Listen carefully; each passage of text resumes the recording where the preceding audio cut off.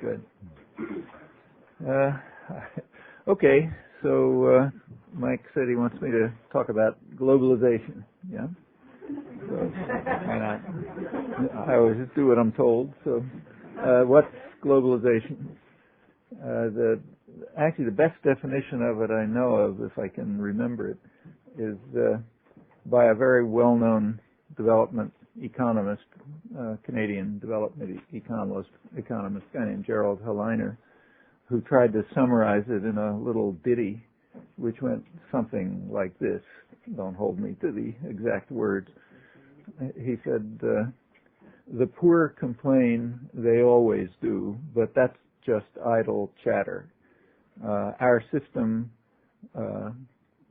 brings rewards to all, at least to all who matter." That essentially captures it. Okay, I can go home.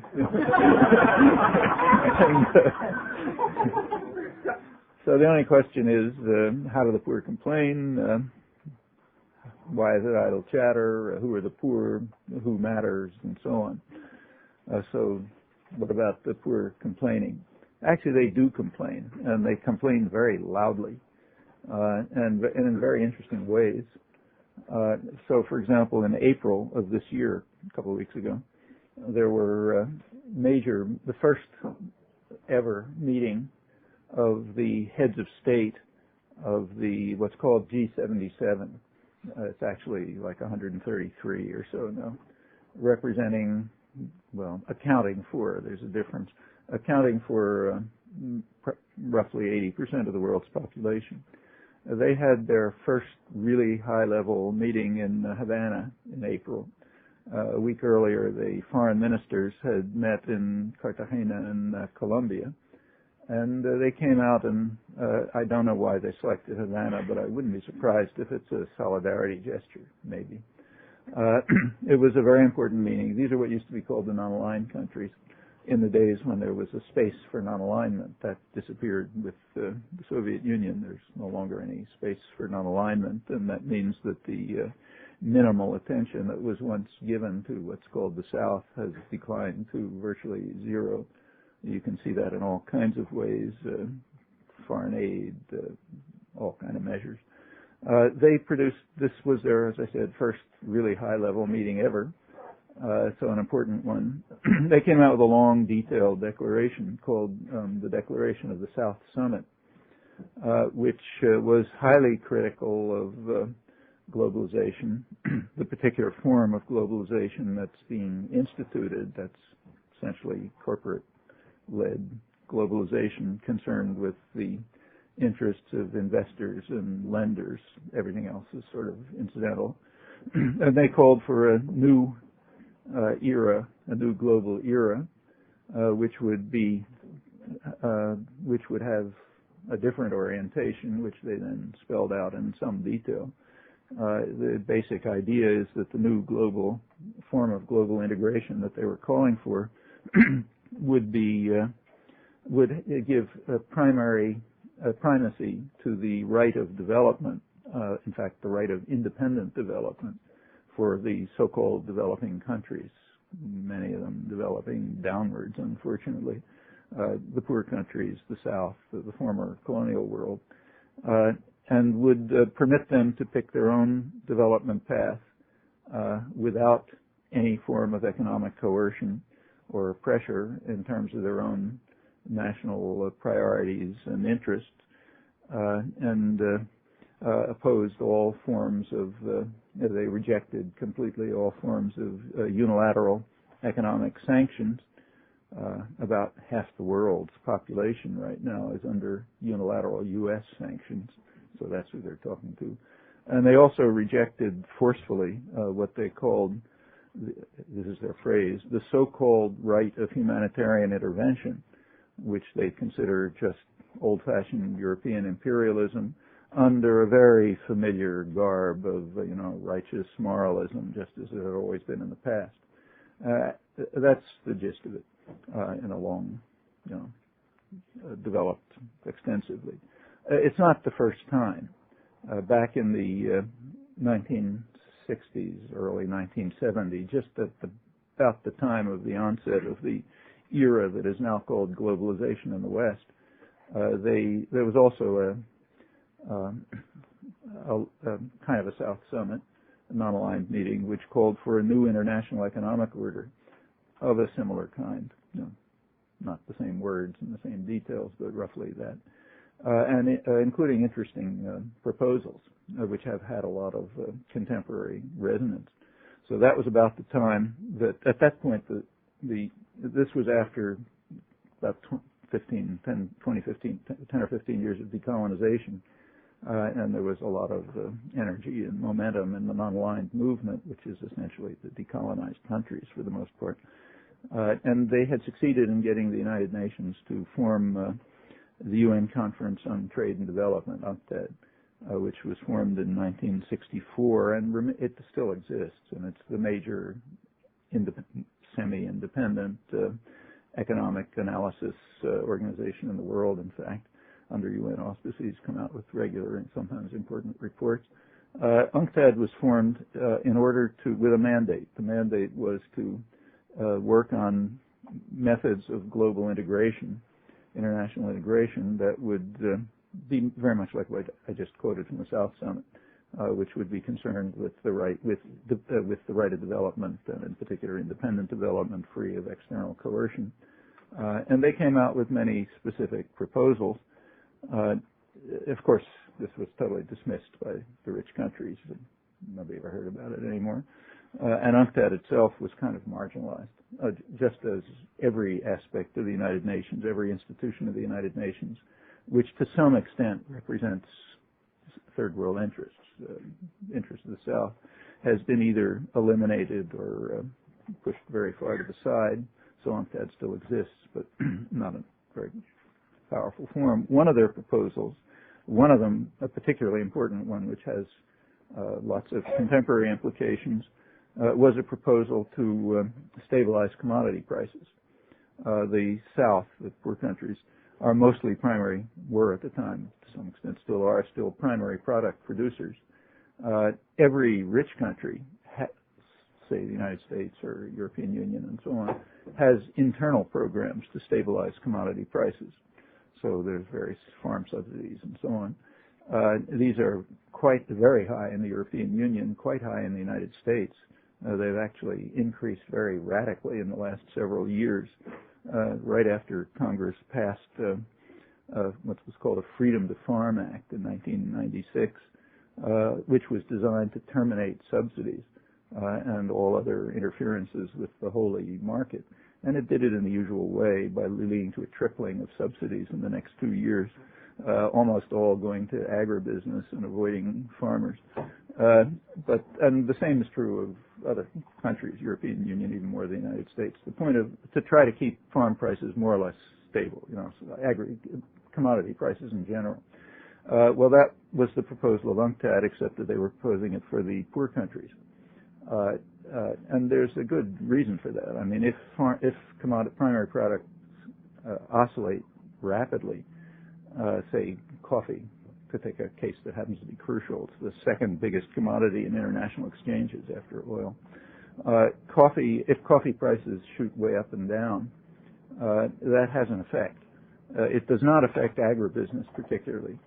So big agribusiness can displace costs. You can take a loss here if coffee prices go way down. You can, say, take a loss here 1 year and make a profit somewhere else, or make a profit in some other part of your enterprise, and so on. On the other hand, a small farmer can't do that. If you're a small farmer and you happen to be a coffee farmer and a coffee producer, say in Colombia or Bolivia or somewhere, and coffee prices go down, you're finished. You can't tell your children, wait a year or two, maybe you'll be able to eat then. So you have to do something else. Well, what else you do is move to price to crops for which there is a stable market. There happens to be one export crop for which there is a stable market, and it happens to be grown in some of the major coffee-producing areas like the Andes, like Colombia. So yeah, that's what they moved to, and that move was accelerated by other programs, including those that are central to the so-called globalization period. whenever I say globalization, I mean in quotes. What's called globalization is one specific modality of international integration. There's nothing wrong with international integration. In fact, it's a great thing. It's nice to meet people from other countries and all sorts of other stuff. But there are various forms of possible international integration, and the one that's called globalization is one particular one. Like, it's not the new international economic order that the South was calling for, and it's not the new global system that they're now calling for. It's a different one. This new one, the one that is called global, the official one, the one that Thomas Friedman writes laudatory books about and so on, that's the one that, among its other properties, are that countries have to open up their borders to free imports. So they have to accept imports from highly subsidized U.S. and European and Canadian agribusiness, which of course instantly wipes out domestic production for domestic needs, and that means that poor farmers are stuck. One thing they can do is flee to the cities, which has the nice effect that they create a massive labor force which lowers wages, and it means that U.S. and European manufacturers, or by now Japanese and Korean manufacturers who are putting, say, assembly plants or whatever abroad, can benefit from cheaper labor, and consequently wages can go down, and in fact do go down while the economy booms. Mexico is a dramatic case. But if farmers don't move to the urban slums to become an excess labor force, they again, and try to produce something, it can't be commodities for the domestic market for food, because they'll be wiped out by imported goods. So once again, they move to they become what's called a rational peasant in the technical literature. A rational peasant is a peasant who understands that you have to produce for export and you have to seek the maximum profit. Okay, so you sort of spell that out: produce for export, stable markets, maximum profit. Well, you get the same answer as before. Coca, poppies and so on. And that's what's happening. So the globalization, in particular the undermining of the attempts of the South 30 years ago to create a form of globalization directed toward the interests of the developing world. That means almost the entire world. One of the major consequences of this, and it's no big secret, like you can read it in standard books of political economy and so on, was to greatly accelerate drug production of what we call drugs. I mean, they're not the most lethal drugs. The most lethal ones are produced in places like North Carolina, but what we call lethal drugs here, peasants have been driven to it. They really have no choices, in part by the choice, and it was a choice. It's not an economic law. The choice by the powerful states 30 years ago to institute a particular form of international economic integration, what's called globalization, in preference to another one, one which would have, for example, as one of its properties, and there were many others, things like stabilization of primary commodity prices, and what are called neoliberal programs, like opening up your borders to imports from subsidized agro-export from northern agribusiness. That has the same effect. There's a lot more like this. I mean, a lot of what happens to the rational peasants, incidentally, after they've learned their lessons properly. They kind of like the equivalent of going to Harvard or MIT or Chicago graduate school and getting a degree in economics, so they become rational peasants. Well, once they've learned the lesson, they're rewarded. They're rewarded with helicopter gunships that you and I pay for, with chemical and biological warfare, including new experimental biological techniques that will have who knows what effect, and by what's called here a drug war. That's the reward for having learned the lessons after having been essentially forced into a particular kind of production by the way globalization works out. That's one of its less discussed features. Going back to the Declaration of the South, the poor are complaining, as they always do. What they're calling for now, again, is a new they're calling for globalization, for international economic integration. They want this, but are calling for a form that will be based on the right of development, and in particular the right of independent development. Means no external compulsion on the choice of financial decisions and macroeconomic, socioeconomic measures and so on and so forth. They won't get it. This is, remember, idle chatter. You can see the measure of how idle the chatter is was given by the coverage in, I didn't check other countries, but I suspect it's the same, in the United States, of the declaration of the heads of states of the South representing, again, accounting for, because they're not representative governments, accounting for 80% of the world's population. There was no mention of it. Our same friend, invaluable resource who does database searches for us, did one for me on this, and there was not, I couldn't find a word referring to the Declaration of the South Summit. So yes, the poor complain, they always do, but it's just idle chatter. You know, and we can now forget about it, just the way the calls for national and international economic orders 30 years ago were forgotten about. What about the right of development? Well, that's a right that is rooted in the Universal Declaration of Human Rights. So if you read the articles, the socioeconomic provisions of the Universal Declaration, around Article 23 to 25, around there, that expresses almost verbatim what's called the right of development. But that right doesn't mean anything. And it doesn't mean anything because it's vetoed by the United States. The United States has made it extremely clear that, has stated officially, in fact vetoed at the United Nations, an effort to turn the right of development into an actual commitment, not just words on paper. It was vetoed in 1990 by the U.S. when it came up at the UN, only by the U.S., on the grounds that it's, as the U.S. delegate Morris Abram put it, it's preposterous and provocation, you know, to call for the rights that are spelled out in the Universal Declaration of Human Rights. That's one of a number of respects in which the United States is pretty much at the lead of what are called relativists, people who reject a component of the Universal Declaration. The term relativist is used here in another sense. It's used for people who reject the ones that the U.S. theoretically, and only theoretically, is committed to, civil and political rights. They're called relativists. But the U.S.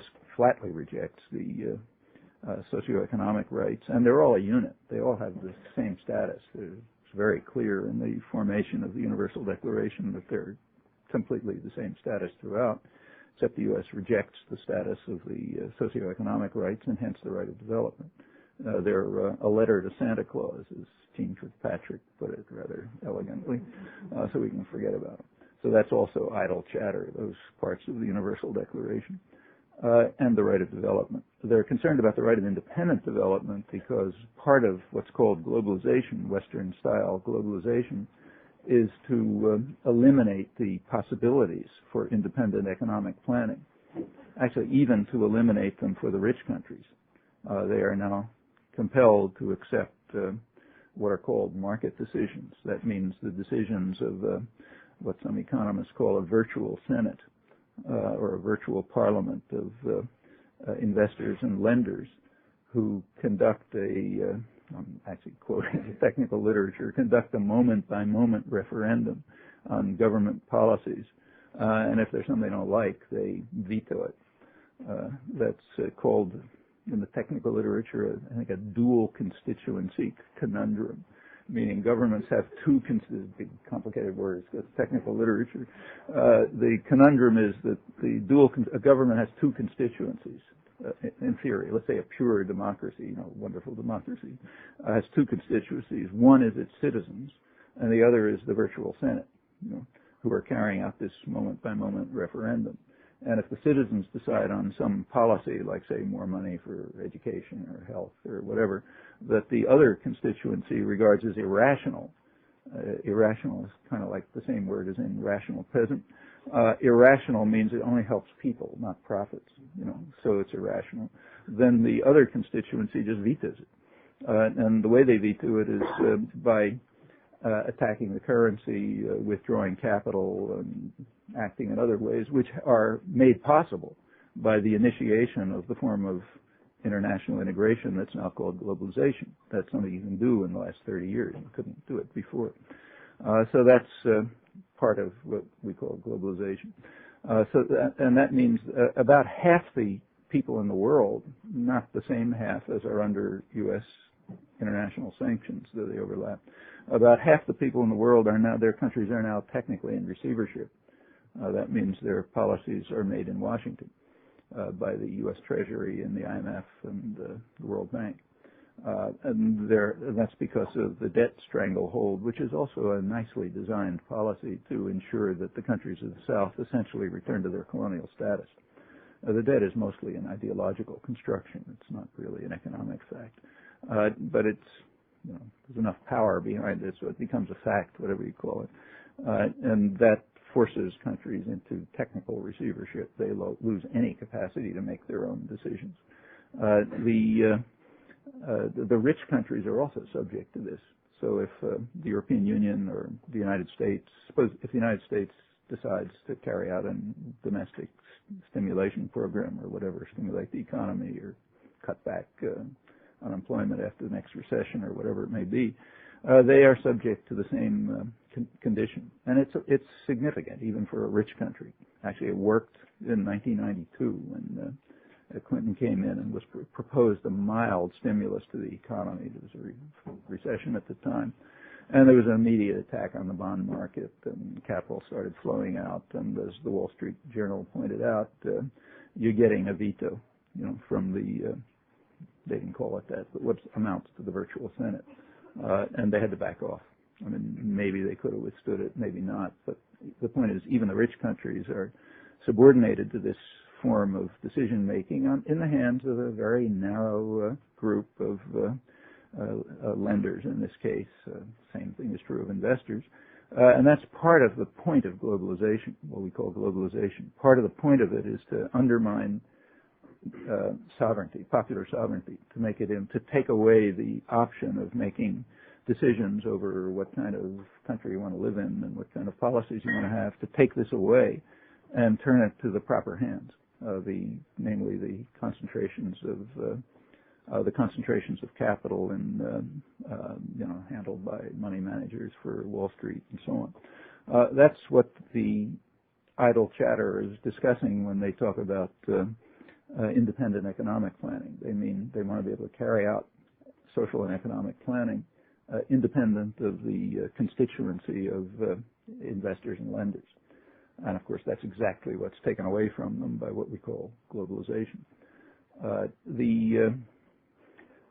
When they oppose unilateral economic sanctions or other coercive economic measures, again, as I think I mentioned, they're referring to the United States, which is unique in imposing unilateral economic sanctions.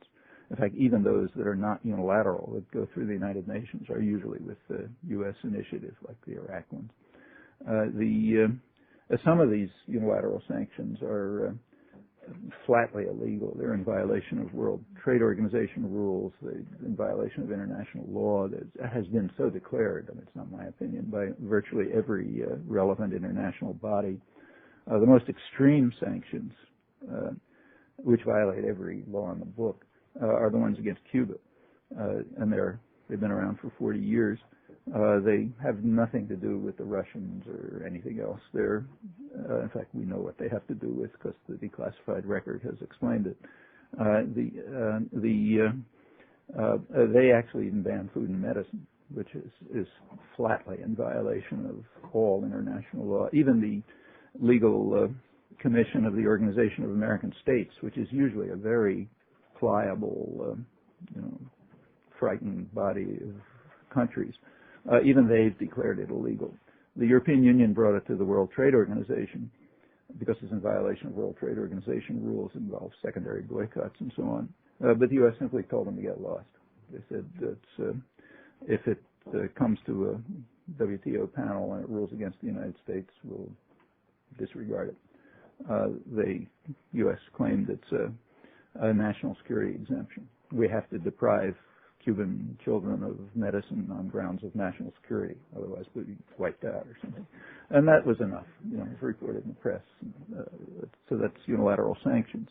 The so-called right of humanitarian intervention, well, it's another topic, but we know what they're talking about. This was the reaction of most of the world, as far as you can tell at least, during the period of the bombing last year. It was even U.S. client states like Israel, bitter condemnation, warning that this is just that it is old-fashioned imperialism, that the moralism is fake, which it surely was, and that it's going to lead to the proliferation of weapons of mass destruction as countries simply have to find some way to defend themselves against an international predator. And that reaction is now expressed by the countries that, again, account for 80% of the world's population. And stress the difference between account and represent. I mean, they don't represent people. These are mostly very unrepresentative governments. And that, in a way, makes the declaration even more significant, because these are pretty reactionary people who are producing this declaration. They're not nice social democrats or something like that. In fact, they are also the people who basically gain from this particular form of globalization. It does benefit a sector of the society in the poor countries, and they're the ones who run the countries, but they're condemning it, and they're condemning the so-called right of humanitarian intervention and so on. Exactly the sectors in the South that you might expect to be most supportive of Western power.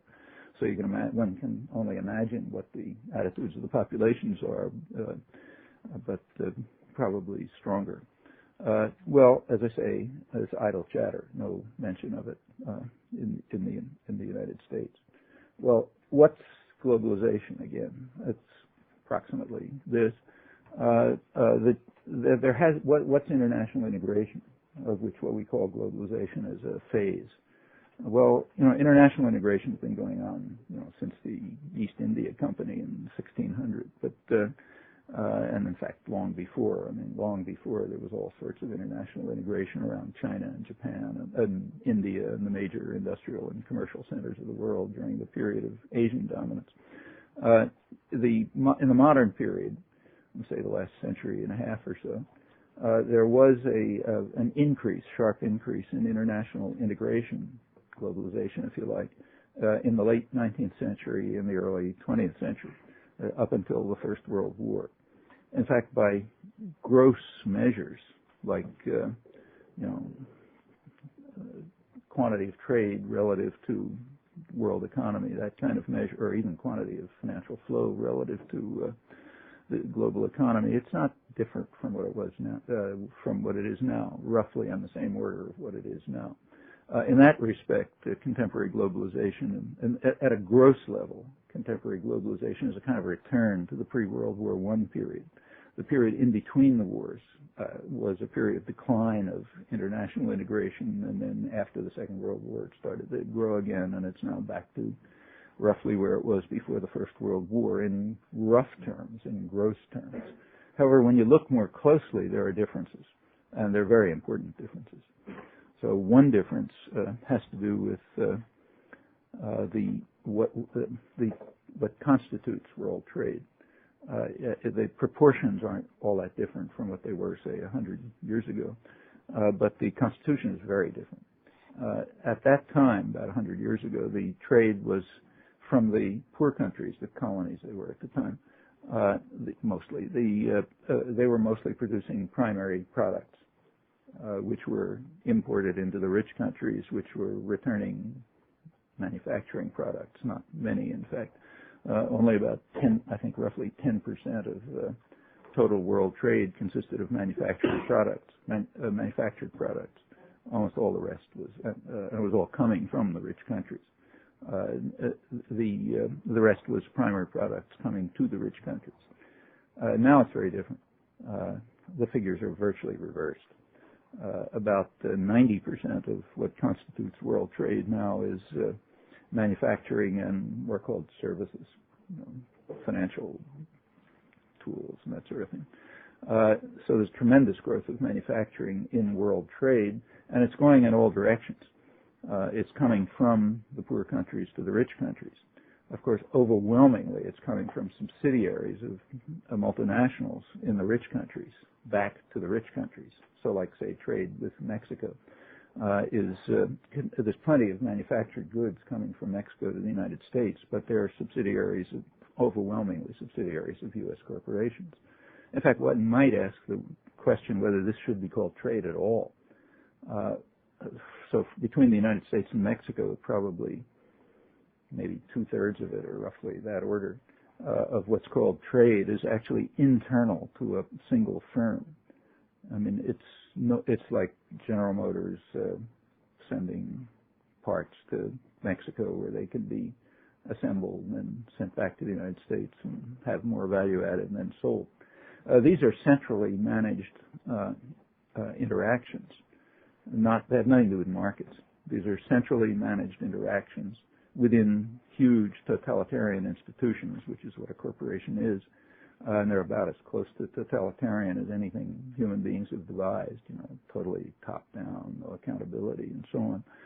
So these are managed interactions internal to totalitarian institutions, which happen to cross a national boundary.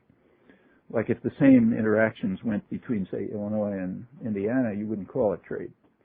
The reason it goes to Mexico is because when it goes to Mexico, the corporation that's doing it can make various gains. For one thing, it can transfer prices freely. It can pretend it's getting its profits here and not there and so on, and that transfer of pricing, nobody can actually measure it, but it apparently amounts to a huge tax loss to the extra tax burden for the people in the rich countries. Okay, it's a way for corporations to not pay tax where they are. And if you don't pay tax, it means somebody else pays tax. So it shifts the tax burden over to the poor and the rich countries. Another reason is they get, of course, much cheaper labor. Now, according to economic theory, that doesn't happen. So many of you studied Econ 101 or read Paul Krugman in the New York Times and so on can explain exactly why this can't happen. There's a thing called the law of one price or something that says that if you liberalize trade, all the prices reach the same point. So that means if a worker in Mexico produces at the same level as a worker in the United States, same productivity, which they do, in fact, sometimes higher, then their wages go up to that point. And that's kind of an iron law of modern economics. The only trouble is it works the other way. As the world just doesn't cooperate. As the freeing up of the cross-border transactions increased under globalization, wages went down in Mexico. Since NAFTA was passed, they've gone down by in manufacturing wages have been gone down by about 25%. That's an increase during the period of liberalization in Mexico started in 1982, right after the so-called debt crisis. Then they introduced the neoliberal reforms. Since that time, wages went down about 50% in the first 10 years or so, and about another 25% since NAFTA. The reason is that there's something that isn't calculated in the economics texts, and that is that when Mexico's borders were opened to agricultural production from the United States, it drove millions of peasants off the farms. And they're, like I said before, where do they go? They don't commit suicide. They go into the cities where they form a huge cheap labor force, which lowers wage levels, and that happens to totally wipe out the effects of that come from the abstract models that they teach you about in graduate school. So the fact is that wages go down and continue to go down. You don't have to worry about pollution. And just to make sure that they stay down, Mexico has a pretty brutal government, which ensures that there isn't any labor organizing or any of this bad stuff. And they have what's called labor market flexibility. Labor market flexibility is a good thing. It's the World Bank a couple of years ago, and it's one of its World Development reports has a discussion of what's called labor market flexibility. Again, if you've had economics courses, you know that this is a really important thing. Labor market flexibility means that, well, as the World Bank put it, they say it's gotten a bad name as a euphemism for pushing wages down and workers out. And the reason it's got that bad name is that's exactly what it is. It's a device for pushing wages down and workers out. But it's got this bad name. They say, nevertheless, the World Bank insists it is the absolutely essential part of what are called reforms. It's the most essential part of reforms. So every country has to maximize labor market flexibility. And also, and part of it, they continue, is to break the relation between labor contracts and social services. So in other words, break any relation between things like, contract for a job and maybe health care. You've got to break that, because that interferes with the perfect functioning of markets, which you only get if you have labor market flexibility. Labor market flexibility has the nice part, when they say, it increases labor mobility, and that doesn't mean allowing people to cross borders, say. Free trade theory, if it would to mean anything, would mean people are free to go anywhere. You read Adam Smith, free movement of people, free distribution of labor is the core of free market theory, but of course that's not part of globalization. Labor mobility means that the ability to kick workers out, to make work temporary and unsecured. Cost flexibility means down, lowering costs, like lowering wages, and a lot of techniques for that. And all of this contributes to something else which is highly desirable, namely what's called worker insecurity. Here you can turn to people like Alan Greenspan, the saintly Mr. Allen, as he's sometimes called, who testified before Congress a couple of years ago on why we have such a great economy. And he attributed a large part of it to what he called growing worker insecurity, which makes workers unwilling to ask to institute demands, for higher wages and better services and so on. And that's a good thing. Again, you can learn about that in any economics class. It keeps inflation down. It's good for bankers. Not great for people, but their interests are incidental in a well-functioning economy. Mexico, incidentally, is considered, despite what I just described, and that's only a piece of it, is considered a booming, successful economy, kind of an economic miracle. And in fact, the macroeconomic statistics look pretty good. It's just the people who aren't participating in it. They're getting smashed. That has to do with the latter part of the ditty, that brings rewards for all, at least for all who matter. In Mexico, it does bring rewards. It brings rewards for U.S. manufacturers, for their Mexican counterparts, for a sector of the Mexican wealthy. In fact, the number of billionaires in Mexico has gone up about as fast as the poverty rate. They sort of track each other. And that's a that's an economic miracle. You can read the lead article in the New Republic this week by a old lefty friend of ours, Paul Berman, who has just been back from Mexico and is just amazed by this fantastic economy. It may even be overheating. You've got to do something to slow it down. It's only working people and peasants who are getting it in the neck. But apart from that, the economy is great. I was talking about differences between a century ago and today. One difference is the constitution of trade has changed. So now it's a lot more manufacturing, and that has to do with the capacity in the contemporary period to distribute manufacturing. For say General Motors to send out the pieces of manufacturing to wherever you can make the most profit.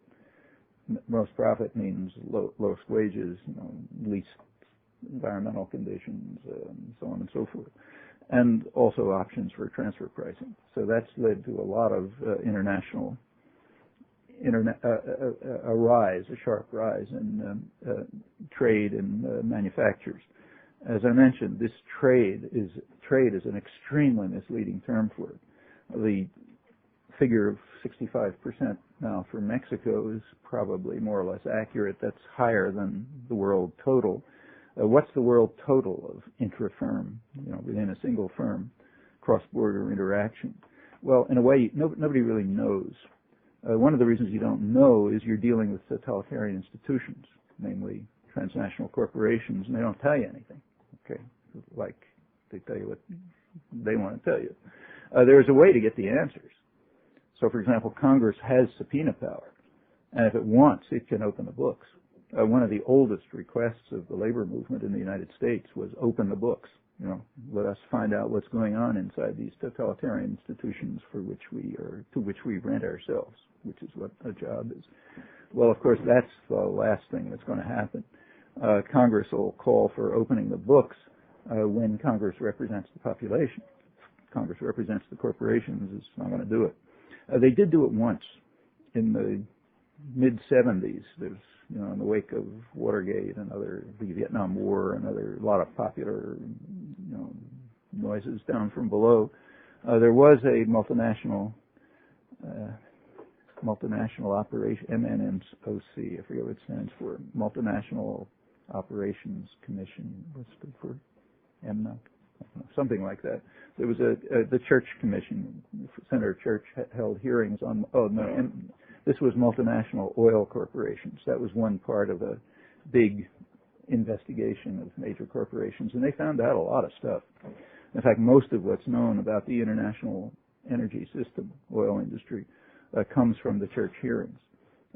It's just a rich mine of data as to how this system works.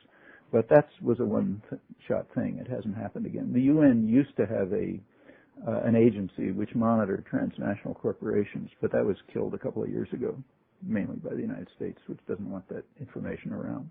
So when you look at texts on international economics and you ask and you look for what portion of trade is actually intra-firm within a single firm, what you get is guesses. People's guesses range on the neighborhood of 40% or so.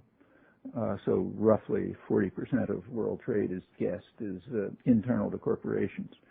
That's recognized to be what's called a stunning figure by Jeffrey Sachs, a well-known U.S. Harvard international economist.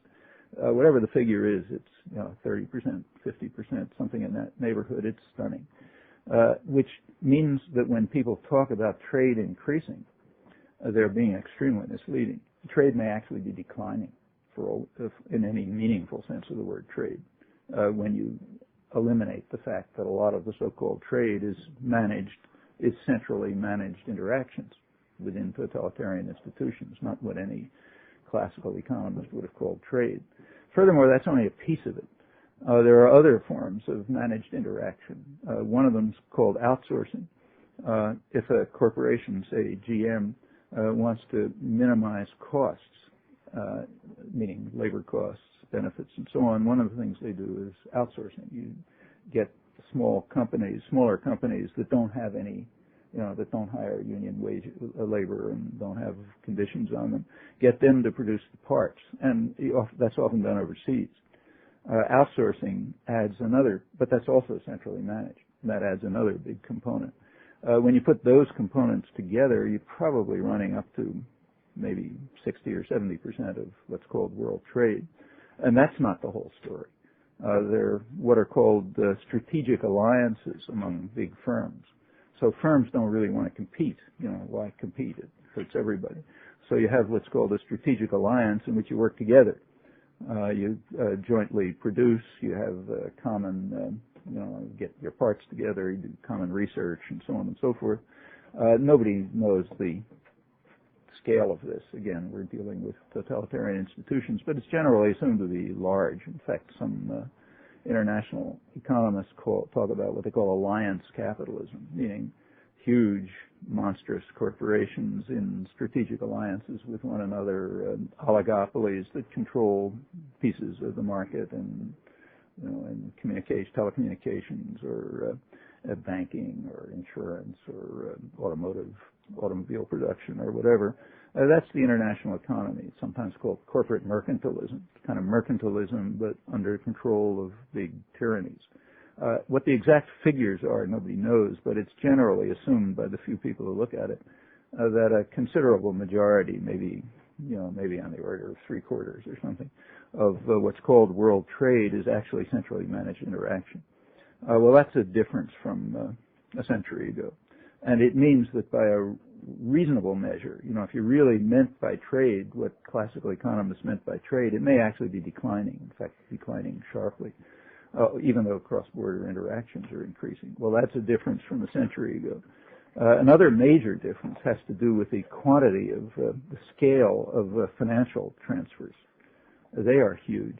I mean, since the period of globalization, about the last 30 years, speculative flows, cross-border financial flows have just exploded astronomically.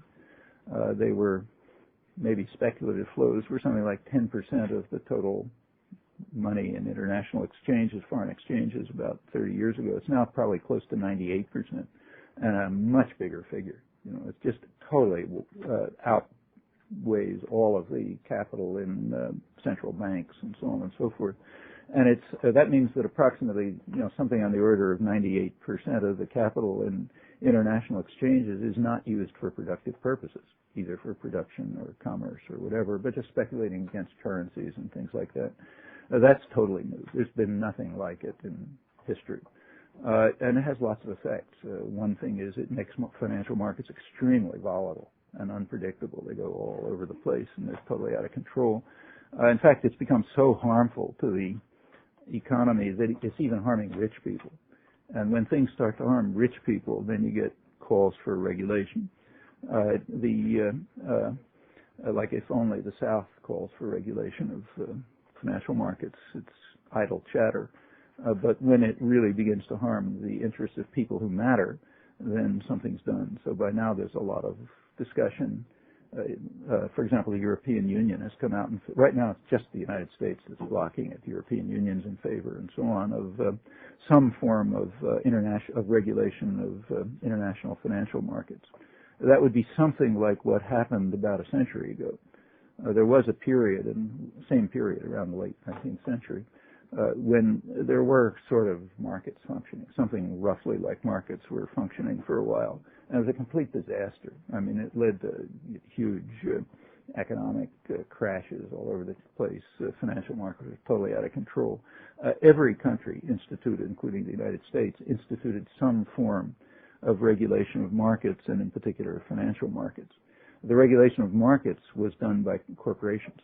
That was the sort of the source of the modern corporation, was a way of administering markets within business itself, like corporations, trusts, cartels, and so on, have that effect. Within financial markets, it was done by things like Federal Reserve, and comparable systems in other countries, which essentially impose regulation on financial markets. There's now talk, and it will presumably be implemented sooner or later, of some form. There are a lot of proposals for regulating international financial markets, because it's just too harmful for the rich, and they don't want to tolerate it. Right now, it's really just the United States that's blocking it. Europe and Japan have come out in favor of it, and it will probably come through. So that's another change. The last change, and maybe the most important one from over a century ago, has to do with it really has to do with democracy, and it's rather well discussed in the technical literature, I should say. If you read, the major technical studies of the histories of the international economy, they discuss it pretty accurately. So one of the best, if you want to look it up, is a guy named Barry Eichengreen. He's a well-known international economist, has a history of the international economic system. And he points out that like I just said, and as everybody points out, that by gross measures, today's globalization is not unlike a century ago. But the big difference that he focuses on has to do with what he calls politicization of decision-making over the economy. As it points out that a century ago, say around 1900, the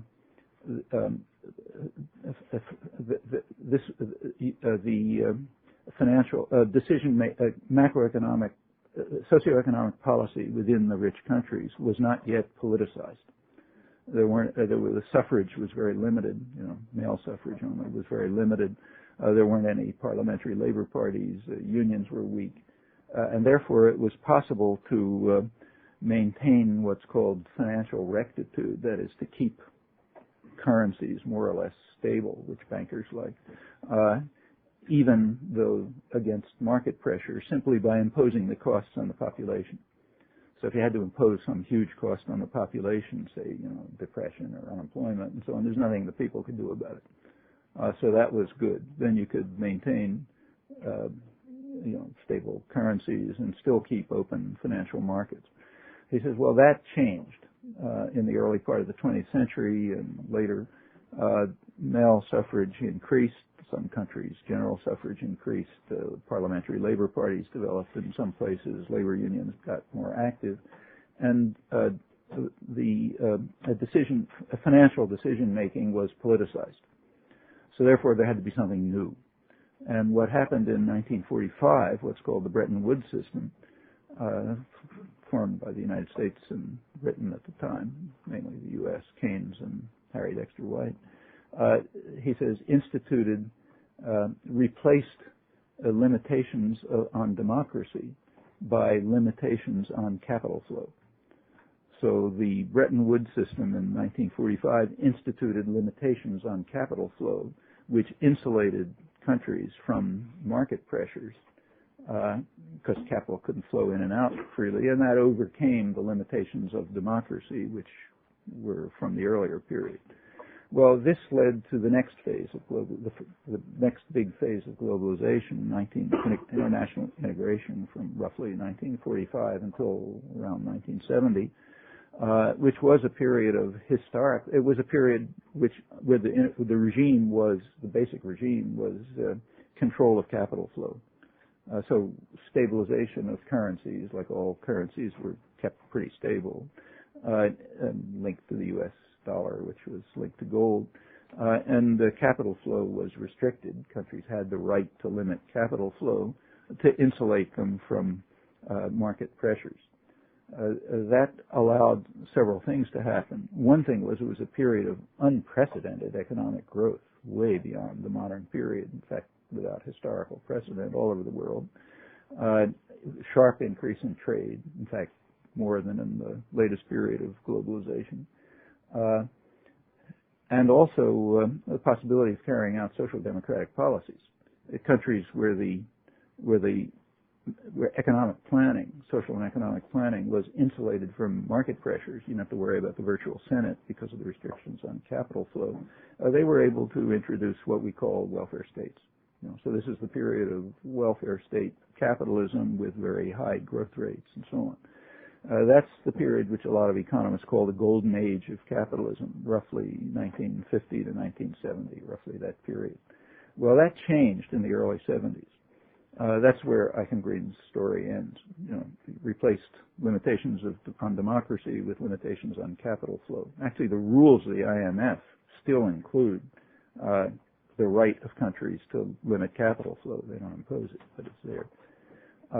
In the early 70s, the Bretton Woods system was dismantled for various reasons, primarily by U.S. and Canadian and British initiative and a couple other rich countries. Finally, that whole system was dismantled. That's when you introduce the period of liberalization. That's the period that's now called globalization. Okay, it's this period, roughly the early 70s to the present, and it has the obvious consequences, an attack on democracy. You can't maintain financial rectitude if you have free capital flow unless you limit democracy, and that's the contemporary period. It's a period of increase of formal democracy, but sharp decrease of substantive democracy by essentially moving decision-making into the hands of the other constituency of the dual constituency conundrum, investors and lenders. They're the ones who make the decisions, so you may be able to elect officials if you like, but it doesn't matter that much. Well, what are the consequences of all of this?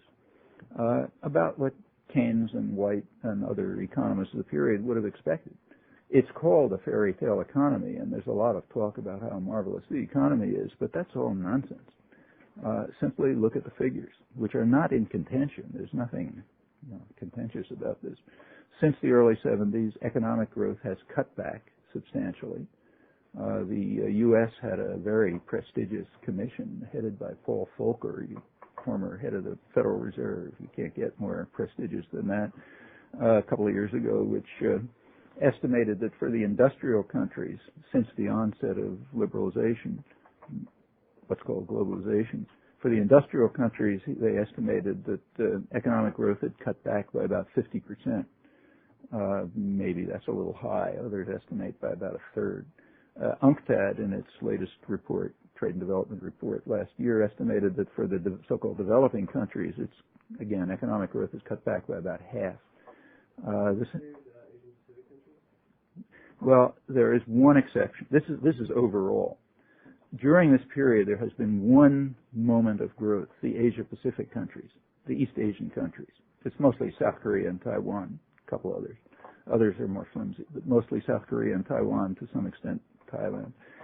Those are countries that simply refused to, or were able to block, to keep away from the regime of financial liberalization. They did not undergo it. They, like South Korea, actually had the death penalty for capital flight in the 1980s.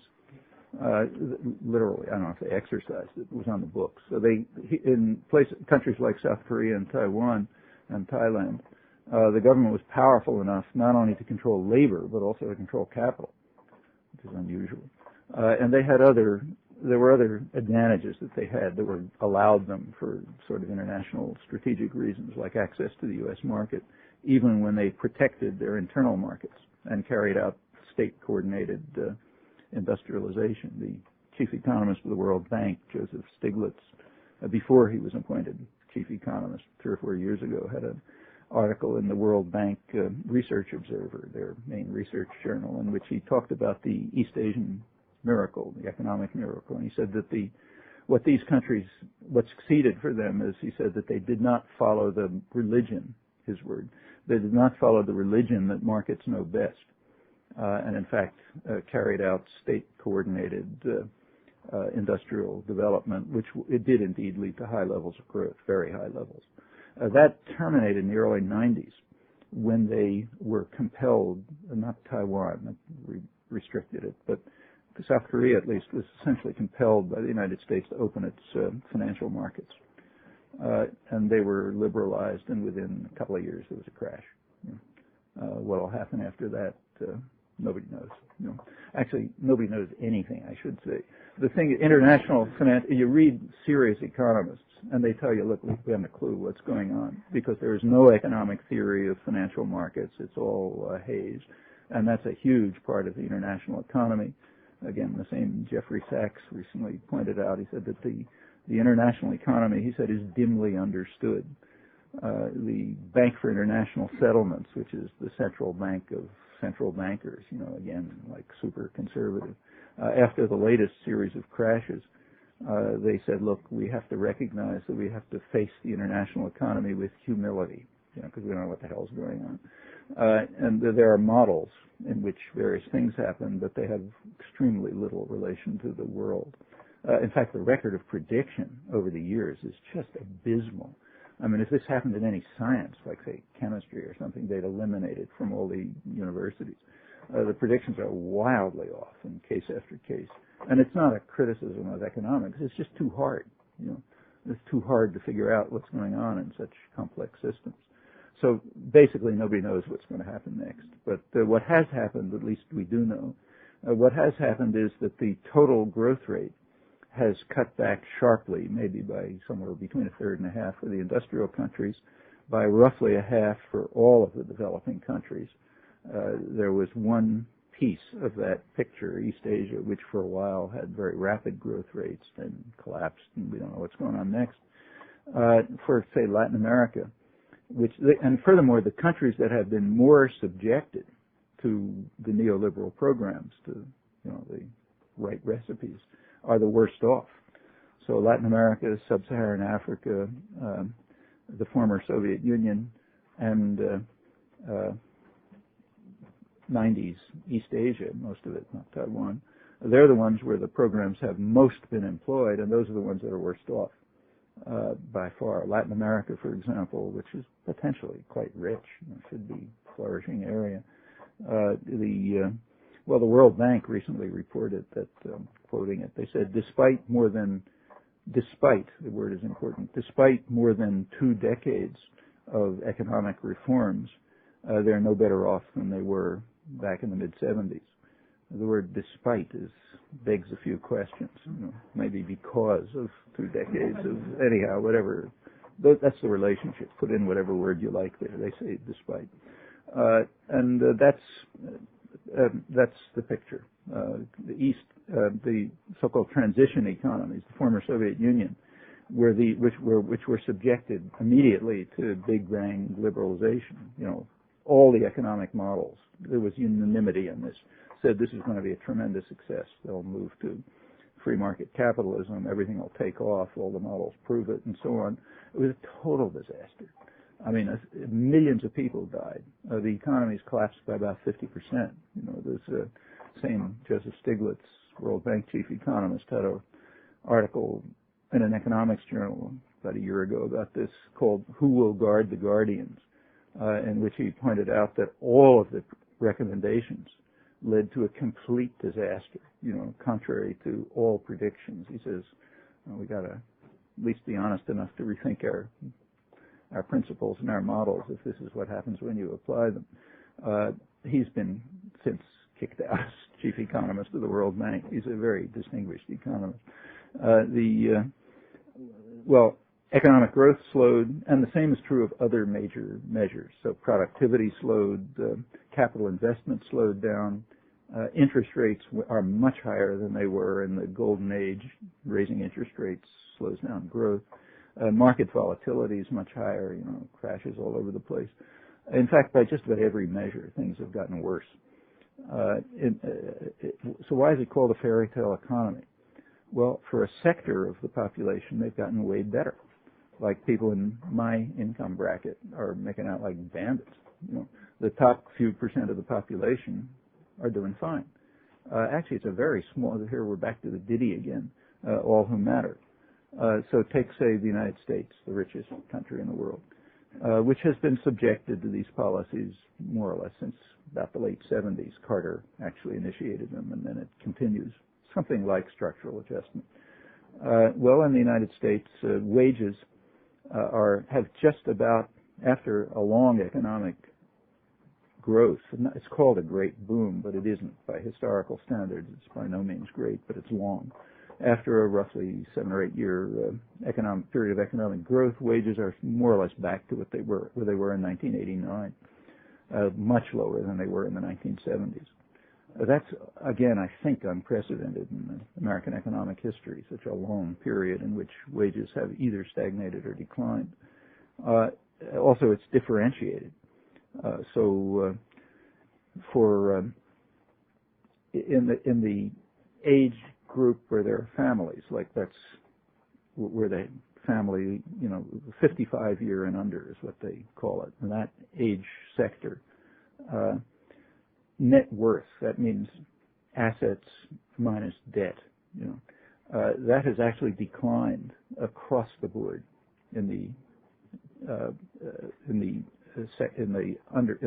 for families, basically.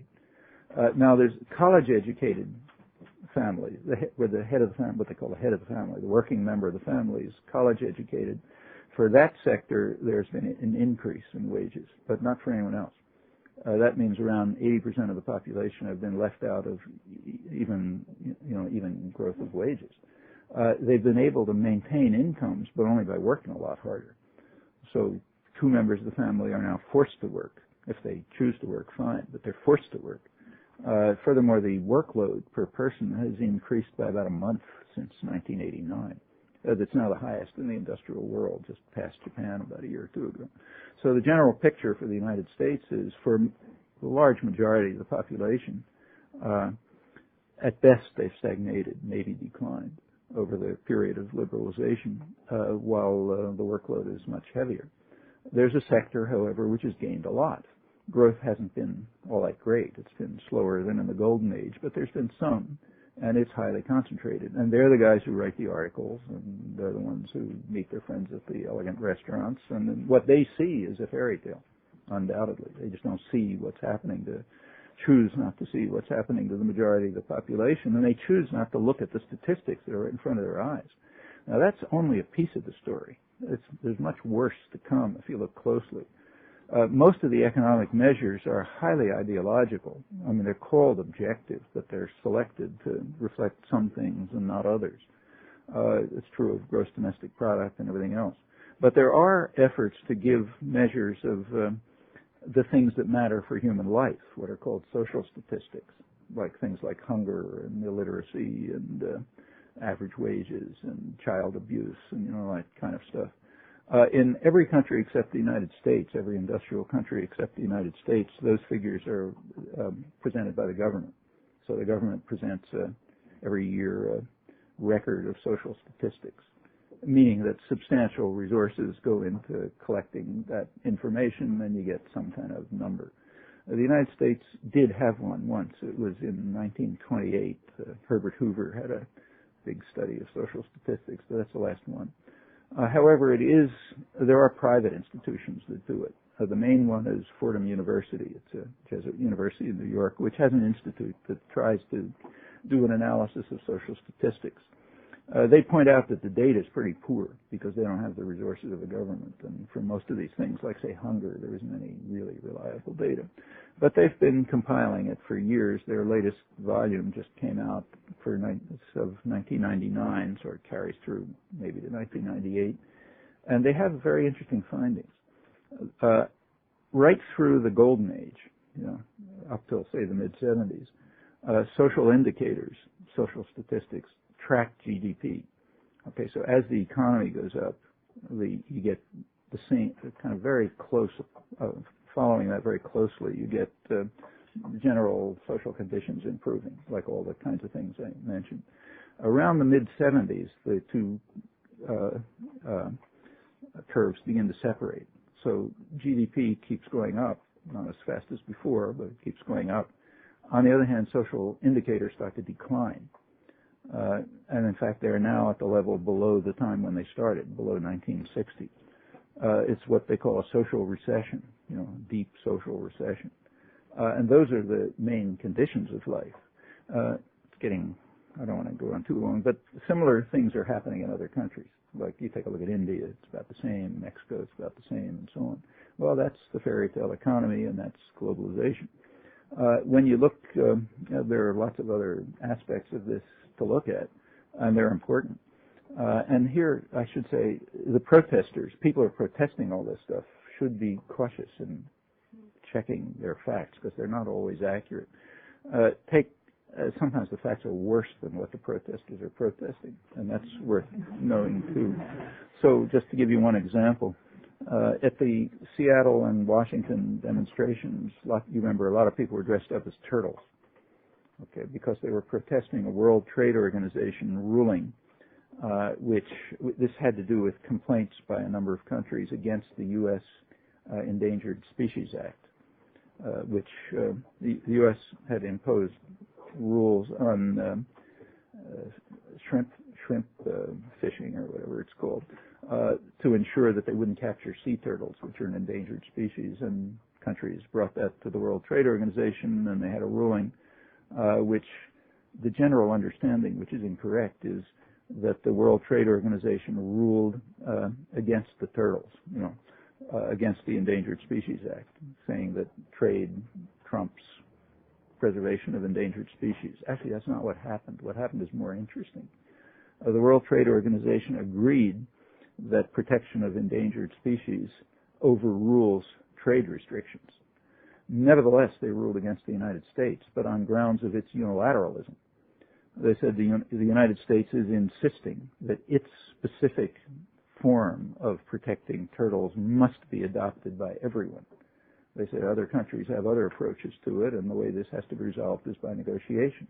But the U.S. doesn't negotiate. It issues rules, and that's what the World Trade Organization ruled against. It said, yeah, the principle's fine, but you have to do it in a way that meets reasonable procedures. Listen to what other countries have to say, and maybe it's better than what you have to say, and then try to work it out. Chomsky, right along that line, isn't there problems with the World Trade Organization and certain issues with American companies that are basically setting up businesses or corporations in other countries in order to get tax relief? Actually, the World Trade Organization ruled against that. They've ruled against a version of that. One of the ways in which the U.S. corporations transfer taxes to the rest of the population is by setting up fake offices in places like, the Cayman Islands and things like that. And the European Union brought a case against that, claiming that's really a trade subsidy. And the World Trade Organization ruled against it. I mean, whether anything will happen, who knows? I mean, look, I'm not saying the World Trade Organization is a great outfit. I think it ought to go to the flames, but not for these reasons. We have to have the right reasons.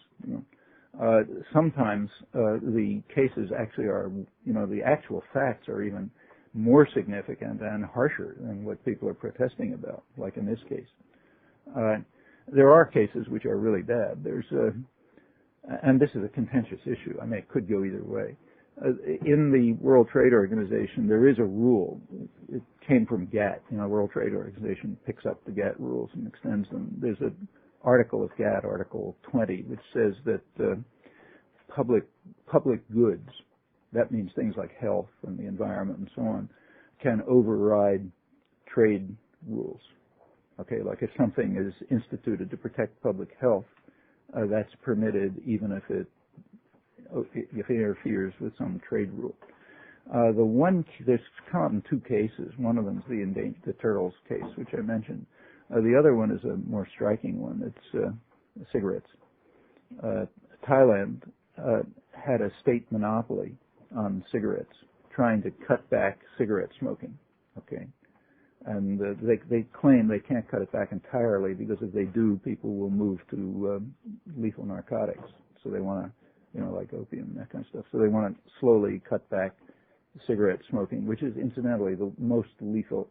Cigarettes are the most lethal substance in world trade by a huge margin. Just to take the United States, last year there were 400,000 tobacco-related deaths, 16,000 deaths related to all hard drugs, combined, all drugs combined outside of tobacco. It's just orders of magnitude worse. The U.S. export of tobaccos has increased very rapidly. That's one of the great triumphs of the so-called free trade era. Since 1975, U.S. export of cigarettes has increased by about a factor of 5, 5 times as much as it was, which is a huge increase in trade thanks to what's called free trade. Of course, this leads to, just millions of deaths. I mean, incalculable millions of deaths follow from this. Countries are forced to accept this. If a country tries to restrict import of U.S. cigarettes, they're threatened with trade sanctions, severe trade sanctions, which you can't overlook if the market is the United States. In fact, they even have to accept advertising. Advertising aimed at vulnerable populations like women and children. If they don't, it's a violation of free trade and free speech, which we uphold with great force. On the other hand, let's say the Colombian cartels are not permitted to have ads on television aimed at children telling them how great cocaine is. They're not permitted to do that. It only works in one direction, like a lot of these things. Thailand in 1989, about 10 years ago, the United States brought a charge against Thailand in what was then GATT, it's now the World Trade Organization, to try to force Thailand to drop restrictions on import of U.S. cigarettes.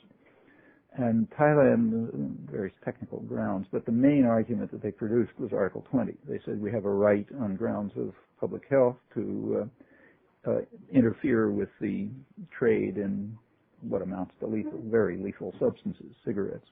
And that went to a World Trade Organization, a GATT panel, and it had a ruling in which they held that health considerations can overrule trade, but then they introduced a notion, which comes from economists again, that it has to be done by the least trade restrictive measure, meaning if any neoclassical economist can figure out a way in which in some hypothetical non-existent universe where you don't care about costs, there's another way of achieving this result, then you're not allowed to do it by blocking import.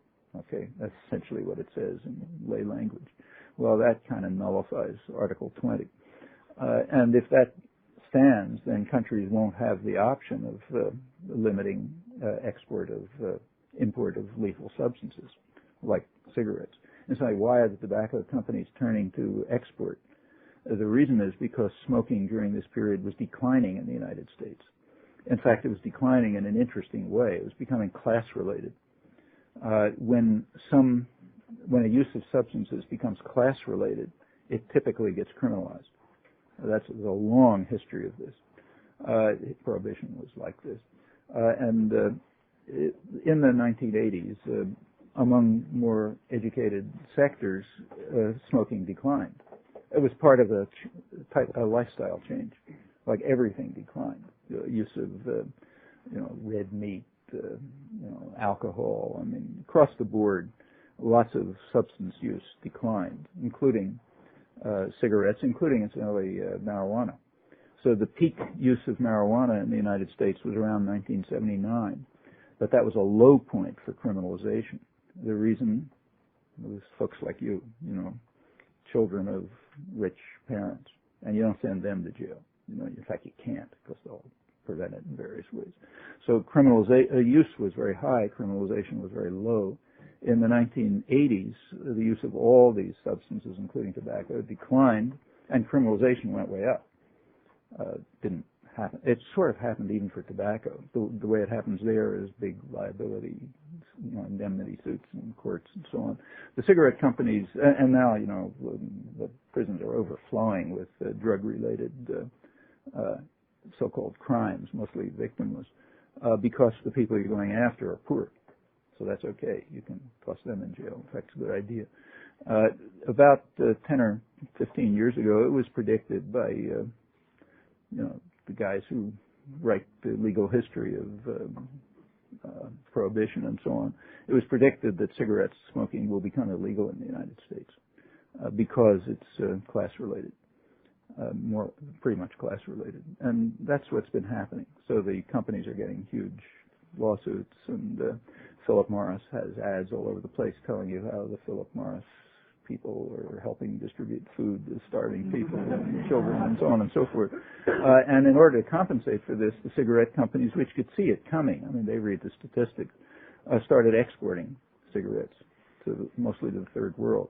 And there's where it becomes extremely important to use the weapon of free trade to ram those doors open so we can send our lethal substances to them and make a profit from it. Same thing happened with, for example, lead. Lead was known to be toxic back in 1920, but it was kept in gasoline simply by legal shenanigans and paying off politicians and stuff for around 50 years.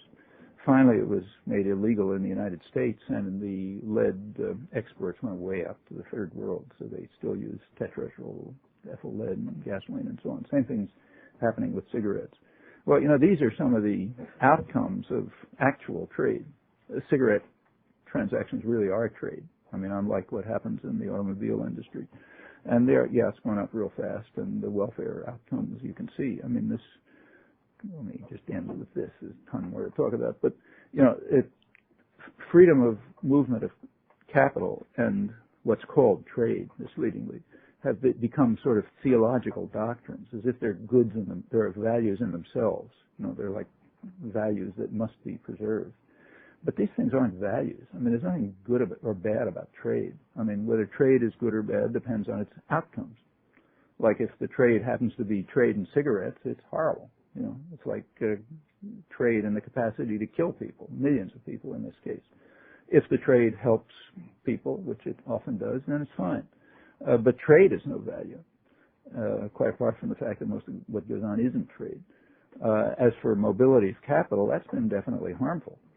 As I said, it's had major effects on the economy, most of which have been harmful. Now, is there a chance for a new international economic order?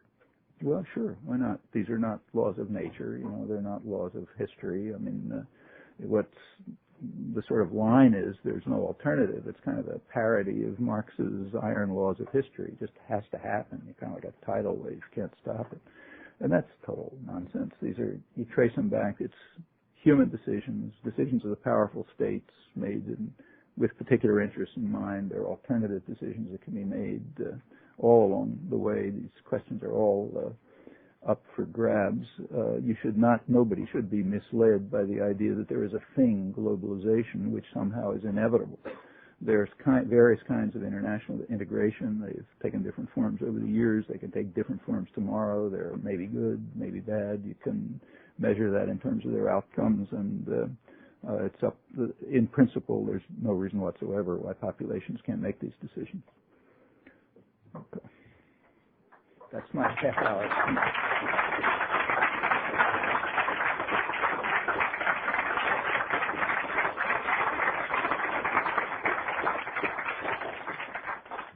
Sorry, I talked so long. I should have told you to interrupt me.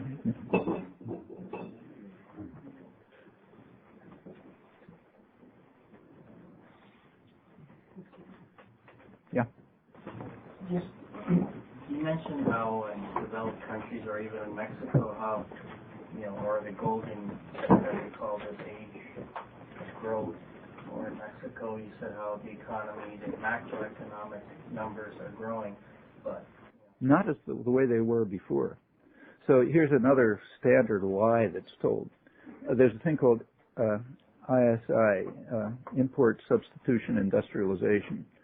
It means countries try to protect their own industries and have internal industrial production substituting their own production for imports.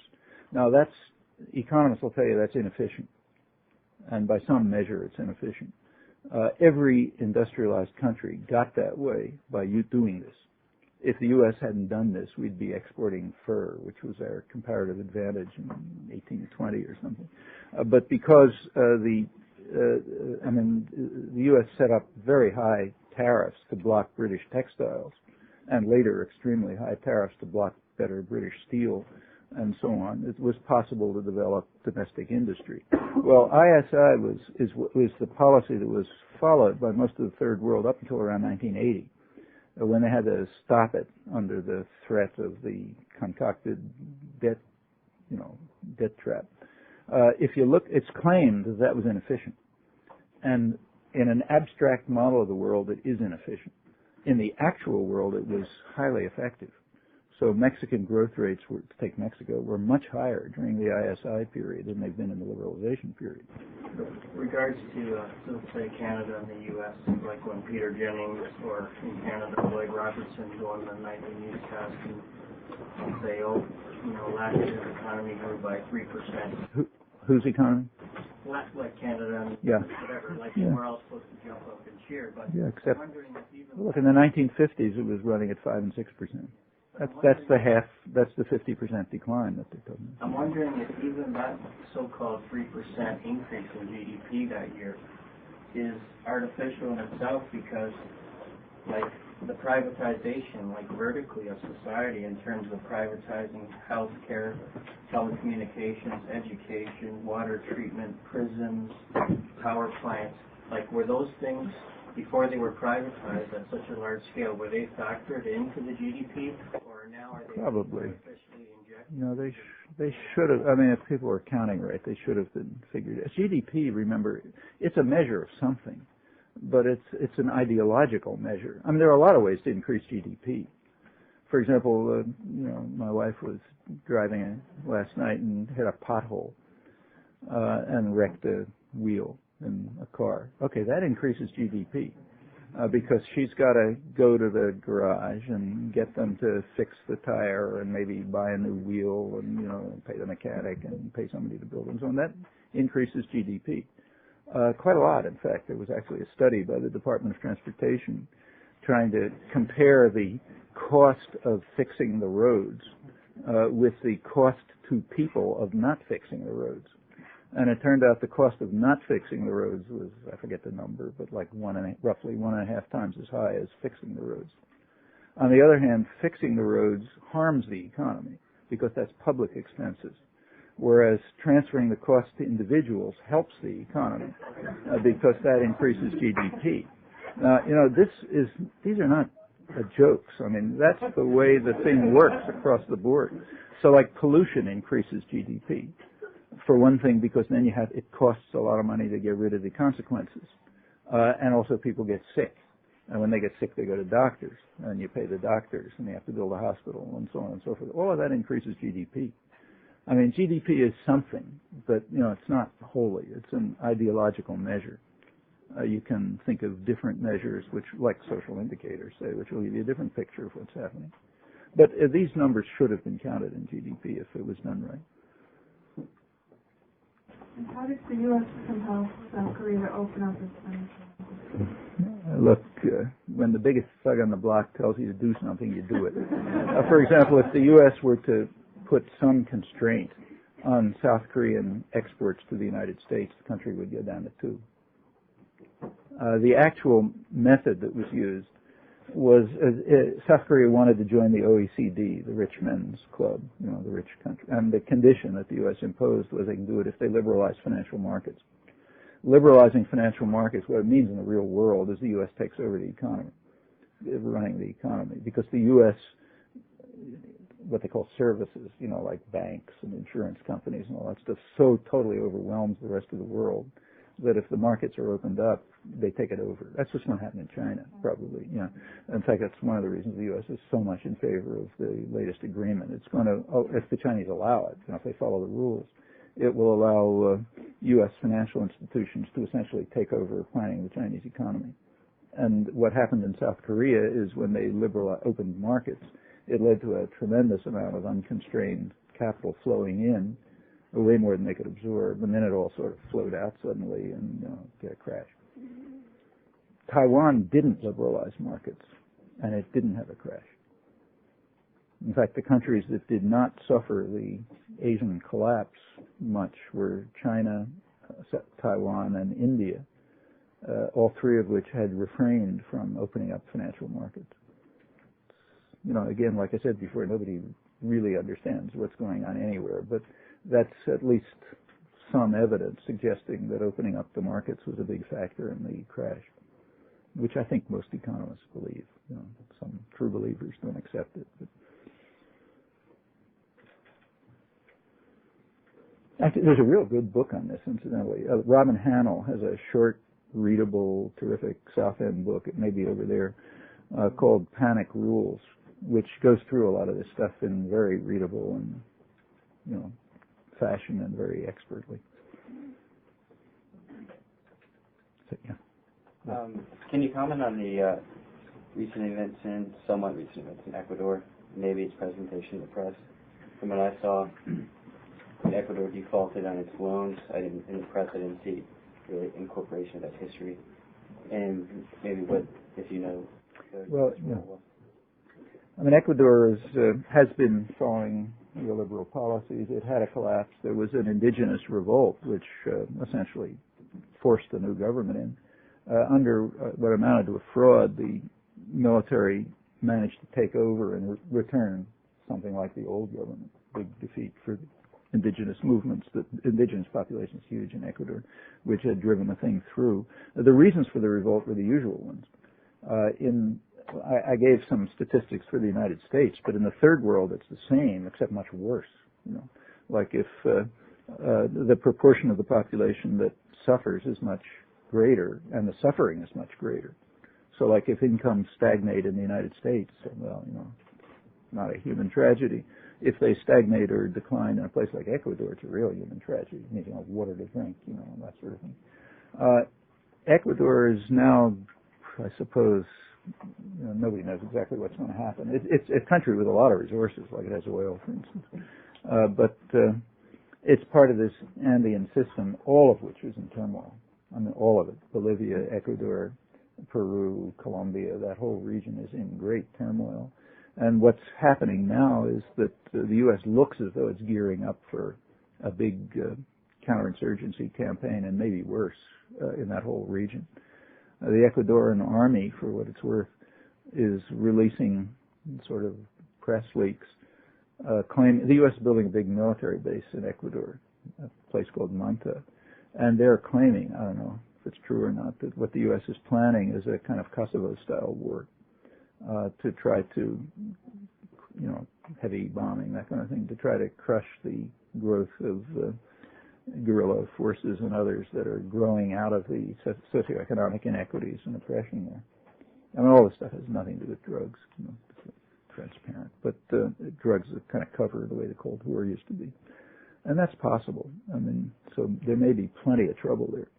There's a base in Manta, there's a base in El Salvador, a new base going up, and there are a couple of others, and they don't tell us what they're for, but probably for planned military action. Colombia now has moved to first place in the world in the receipt of American arms. That's aside from Israel and Egypt, a separate category, but it replaced Turkey in 1999, and it's going up again next year.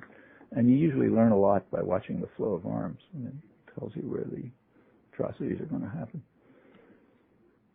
And Ecuador is part of this. In Bolivia, for example, another country subjected to all of this, it was under martial law a couple of weeks ago. There was a big peasant uprising in Cochabamba, one large town in Bolivia, because following World Bank instruction, the government's been privatizing everything, following World Bank instructions. And those instructions require that people pay what are called user costs. Like you have to pay the actual cost of water, say. It can't be provided as a public good to people, like in any civilized society. But if you want to follow World Bank rules, health and water and all that kind of stuff have to have user costs. So they privatized the water company. That was sold to probably more or less given. There's claims that it was total corruption, which it probably was. Anyhow, it was transferred over to a Bechtel-based conglomerate. Bechtel's a San Francisco, London-based big conglomerate, and there were months of protest over this, and they finally ended up so extensive that the government had to declare martial law. And in fact, an interesting case. This happened right during the Washington protests, and the interaction between them turned out to be kind of important. Maybe one of the most important things in the Washington protests. The focus on the IMF and World Bank, combined with the protests in Bolivia, allowed an international network of protests to develop, mostly through the internet, which was enough so that Bechtel backed out, and the Bolivian government backed off the privatization, at least for the time being. I'm sure they'll come back. In the background of this also happens to be coca eradication. Right at the same time, there's a big agricultural crisis in Bolivia, just like all through the Andes. Peasants have been forced to coca production, and now the coca is being destroyed, by chemical and biological warfare. And there's a huge protest of peasants around La Paz, the capital, about the same time, over the destruction of coca. I mean, they don't want to grow coca particularly. They're calling for alternative crops, support for alternative crop production. And the U.S. doesn't want to do that. I mean, we're perfectly happy to destroy, but not build. The Colombia plan, for example, includes nothing. The guerrillas in Colombia for years have been calling for some funding for creation of alternative crops, so the peasants aren't forced to grow poppy and coca to survive. And absolutely nothing. The new Colombia plan has, so far the United States altogether has provided $750,000 all told for alternative crops, which is nothing, and zero for the guerrilla-controlled areas, which are the ones that are under attack. A couple of years ago, maybe 2 or 3 years ago, you gave a kind of sector called Power to the People, where you addressed the role that activists played in shutting down the MAI talks. And I was just wondering if you could maybe address some of those strategies again for those of us who are, engaged in those. Yeah, I don't know. I mean, I don't have anything smart to say about strategies, just the usual things. But for example, this Bolivia case is a perfectly clear case. I mean, here's just right a couple of weeks ago, thanks to the protests in Washington, which sort of focused global attention on the World Bank and the IMF, Bolivian peasants and some activists, there's some North American activists there who can handle the internet and that sort of thing, which most Bolivian peasants can't, were able to organize international protests, amplified greatly by what was going on in Washington. And they were significant, like, New Zealand, for example. There were big protests at the Bolivian embassy, and police had to be called to protect the embassy and that sort of thing. The effect of that was, at least temporarily, to save the water system for poor people. It doesn't, power doesn't stop. They're going to try again. But that turned out to be an unanticipated beneficial consequence of the Washington protests. And these things tend to feed on each other. I think the word is synergy or something like that. They interact in ways which help each other. And I don't think there's any particular right tactic. I mean, whatever seems appropriate at the moment and where you are and so on. Yeah. I was wondering if you could touch on what's now being lauded as the end game in the Middle East peace process. Yeah. This is an interesting notion. The term peace process is another term of art. What the peace process refers to, what the term peace process refers to, is to the U.S. effort to prevent peace. That's literally true. I mean, for the last 30 years, the United States has been almost completely isolated in the world in trying to prevent the diplomatic settlement of the Israel-Palestine conflict. Actually, this was from 1971 up till 1991. Every year, there was a vote at the United Nations General Assembly for a settlement of the conflict in terms of a very broad international consensus. Israeli withdrawal from the conquered territories and the Palestinian state in the liberated areas. That's been an international consensus for, since certainly the mid-70s. And it's just about everybody.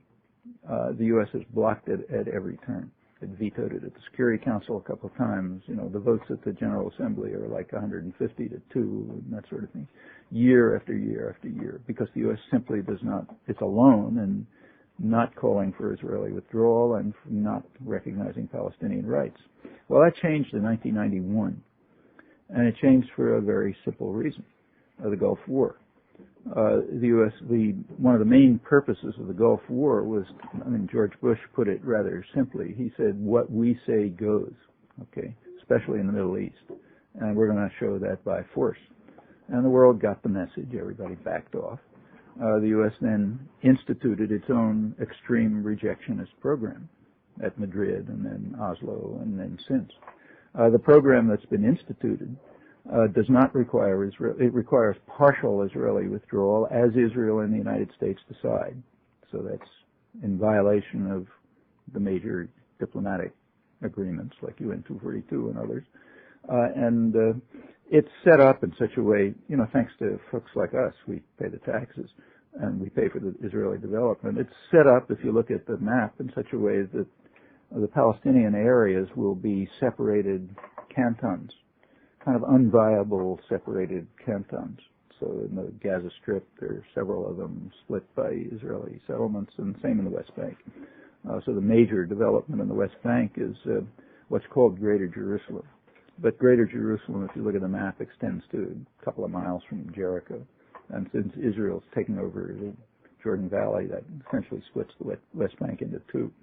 And there's a couple other splits. It's a kind of it's a Bantustan settlement.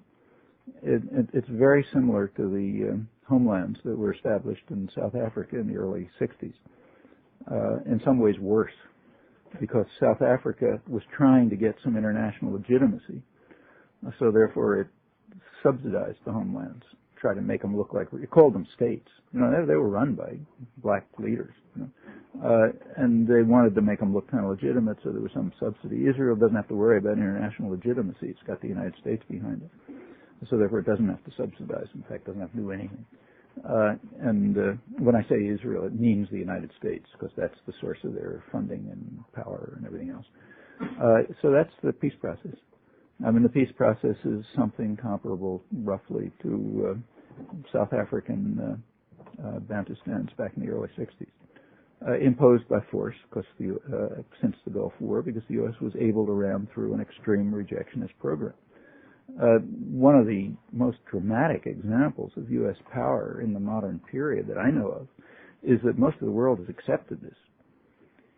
Not only has Europe accepted it, but even the third world, like say in India, they think that this is a peace process. I mean, I remember I was there a couple of years ago and talking to people about it and saying, look, you yourselves were strongly opposing this a couple of years ago. How can you call this a peace process? And they'd sort of forgotten. They kind of remembered when you brought it to their attention. But what the U.S. imposes is so overwhelmingly powerful that most of the world accepts it, even if they'd rejected it. That's real power, kind of measured in the ideological level. You just insist on your own policy. You got enough force to ram it through. When you get it through, everybody accepts this as right and just. And the end game is just, finishing it up.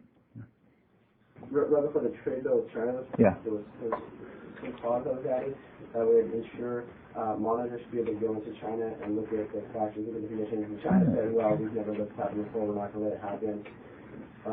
What do you think about it? It doesn't make any difference. I mean, NAFTA also has, in order to get NAFTA through, they had to put in provisions that, guaranteed labor, monitoring of labor rights and that sort of thing. But,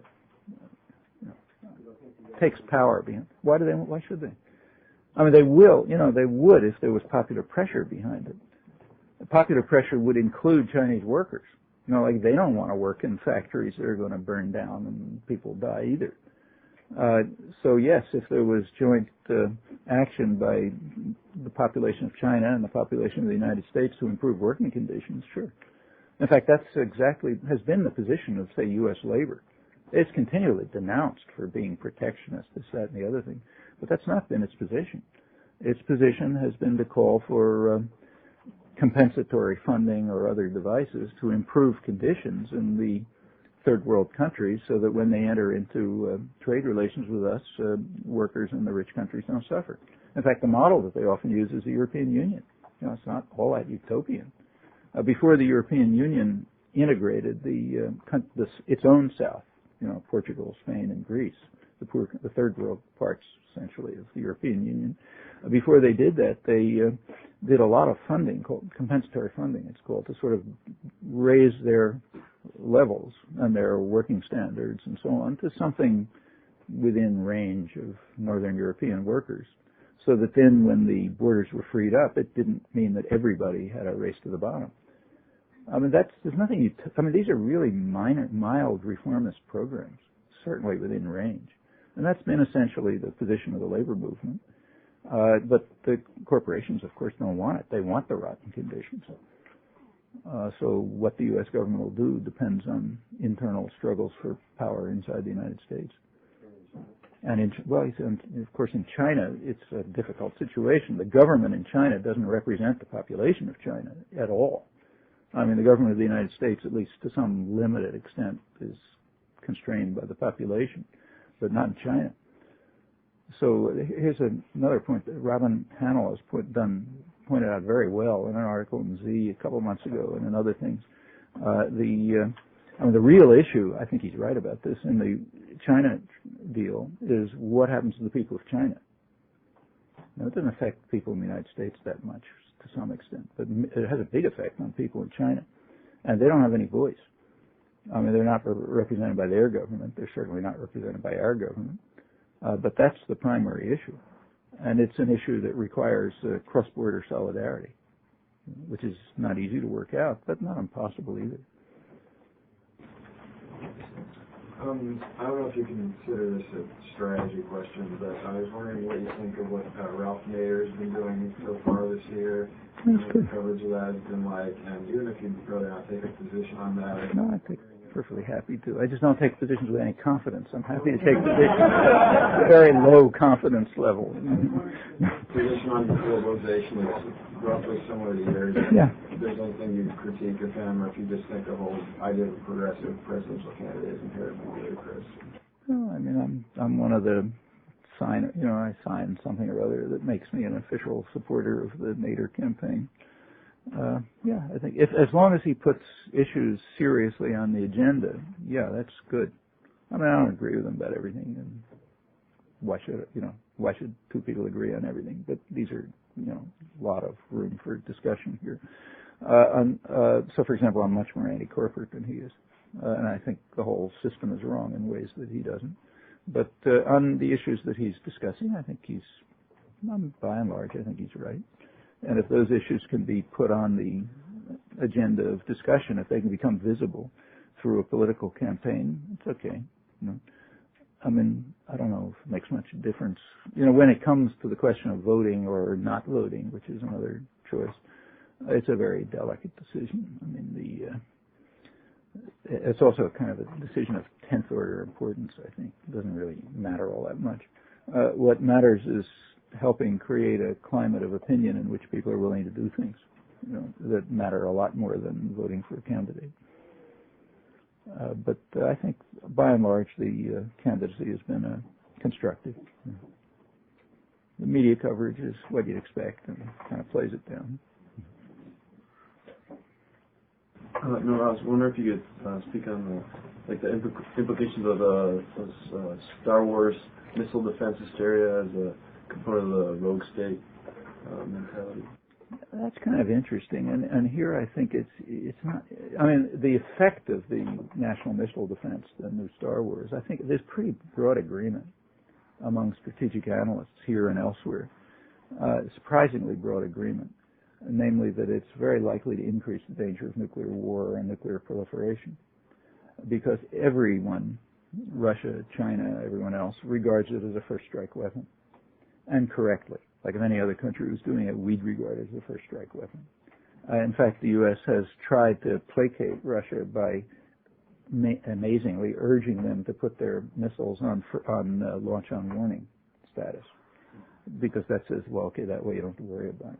But that's just like total insanity. I mean, our missiles are on launch on warning status, and that's bad enough, because that means anything accidental can cause a war. But in the case of Russia, a kind of collapsing economy where the computers don't work and this and that, to have launch on warning status is like insanity. But that's the idea. And now, what's this for? That's an interesting question. And here, I think it's pretty hard to think of a rational answer. My feeling it's kind of like it's a very psychotic country in a lot of ways. It's not a joke. People are scared out of their wits of all sorts of things. Like, say, fear of crime in the United States is way beyond any other industrial country, although crime isn't. Crime's kind of like other countries. But fear of crime is out of sight. Fear of terrorism is much higher in the United States than in countries that really are much more subject to terrorism, which isn't much.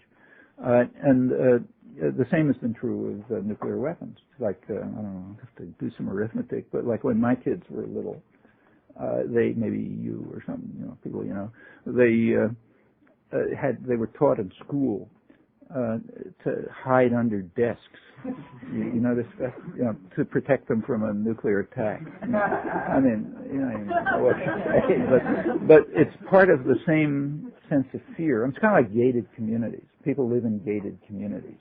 Okay, when you do it in San Salvador, you can understand it. The rich control so much that good reason to be scared.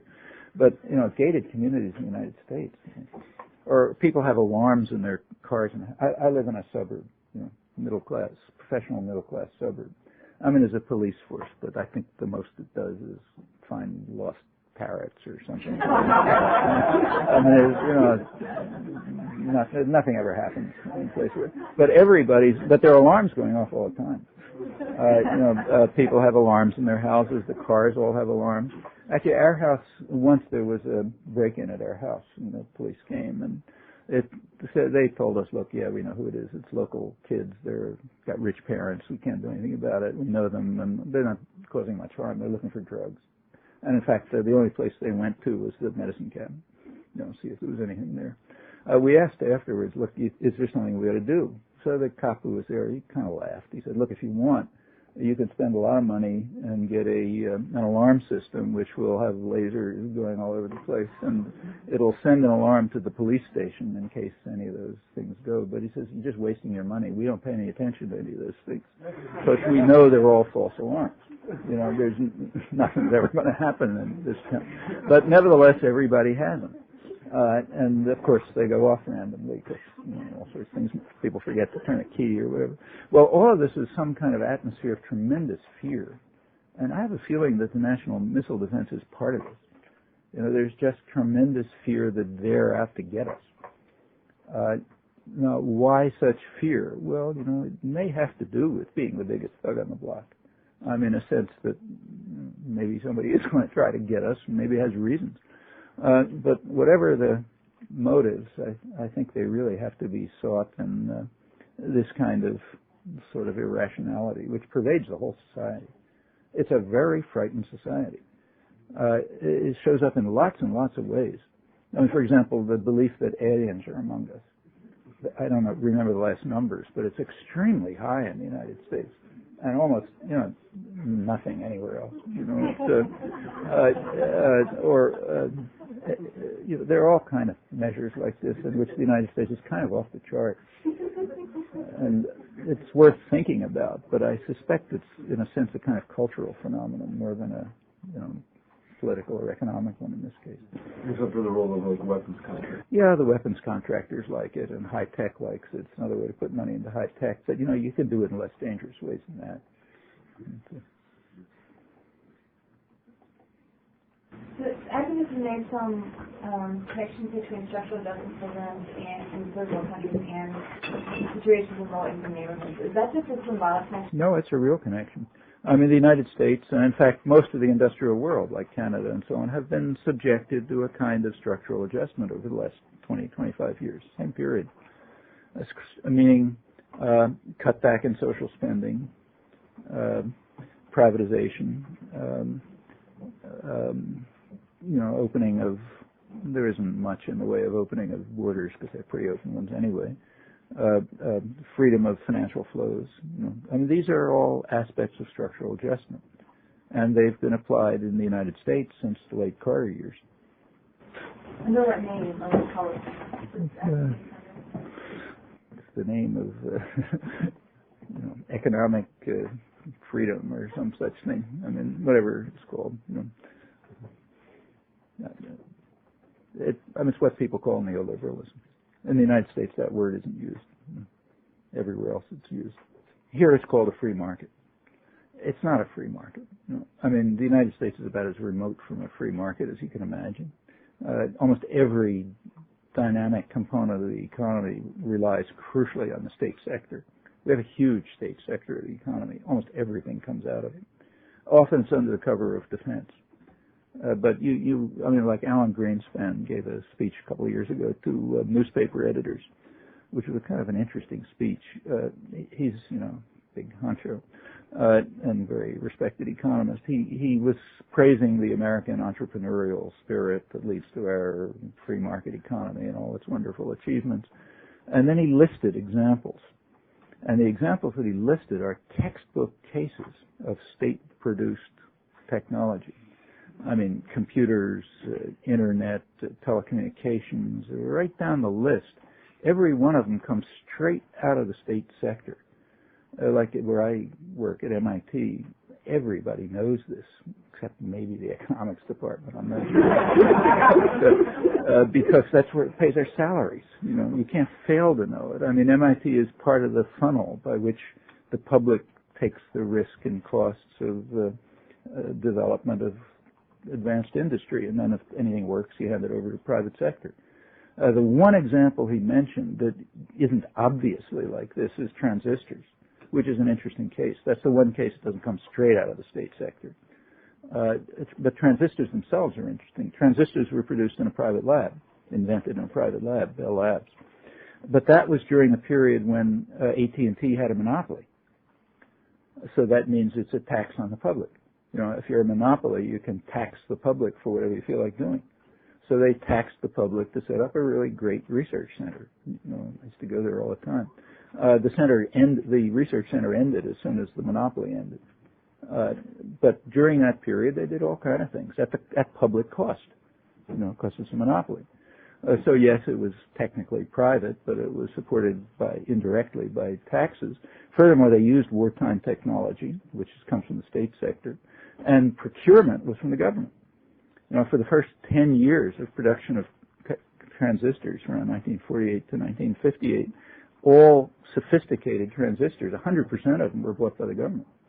Well, okay, that's the period in which they went through what's called the learning process, figuring out how to make the things cheaply and well enough so you can market them. Yeah, so that's the one case that wasn't obviously from the state sector. And if you look at biotechnology and anything else, it's exactly the same. The U.S. is not unique in this respect, but it's overwhelming. So yeah, it's called a free market economy, but very dynamic, crucial state sector. And of course, the parts that are supposedly private are themselves centrally managed inside big, conglomerates, corporations. If Adam Smith saw it, he would regard it as I don't know what, certainly not a free market economy. It has nothing to do with classical economics.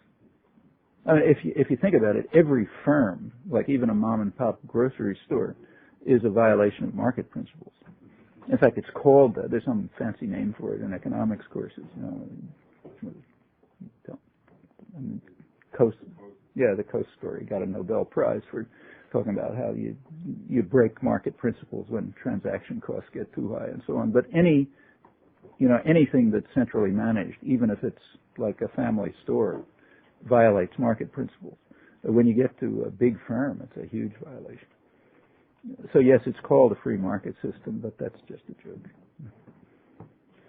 It's probably one of the statements that you make a pretty persuasive case for the media and the military and the money that the forces behind globalization have and everything. I was wondering if you could, because sometimes I just feel like driving my car over a bridge or something and only living in the woods, but could you talk a little bit about like the weaknesses of? Yeah, one of the weaknesses of the system is that the mostly reactionary governments of 80% of the world are opposed to it. That's a pretty strong force. Inside the industrial countries themselves, the majority is opposed. And you take a look at the polls. Any country for which we have data on public attitudes, they've remained quite consistently opposed. And the business world understands that. Actually, sometimes they reveal it in interesting ways. When one of the public victories in this, along with the MIA, another one was blocking fast track. When the fast track legislation was blocked, because Congress was in favor of it, but they were forced to vote against it just by public pressure. People were breaking down the doors of congressional offices and stuff. The Wall Street Journal had an interesting comment on this. They said, look, fast track is what they call a no-brainer. It's so obviously good, we just ram it through. But they said the trouble is opponents of fast track have what they called an ultimate weapon. The population's against it. And unless we can keep it secret and ram it through in secret, the ultimate weapon will be unsheathed. Well, that's no reason for despair. You've got the ultimate weapon on your side and most of the rest of the world. That's a lot of power. He's telling me I got to go.